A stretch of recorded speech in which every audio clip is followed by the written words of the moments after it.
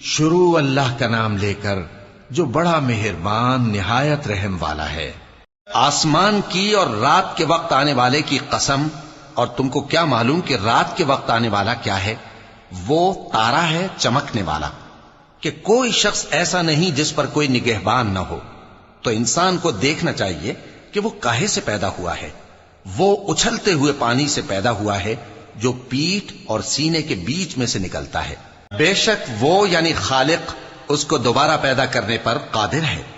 جس دن دلوں کے بھید جانچے جائیں گے تو انسان کی کچھ پیش نہ چل سکے گی اور نہ کوئی اس کا مددگار ہوگا۔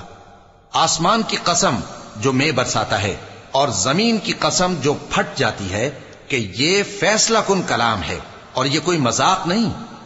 یہ لوگ اپنی تدبیروں میں لگ رہے ہیں اور میں اپنی تدبیر کر رہا ہوں۔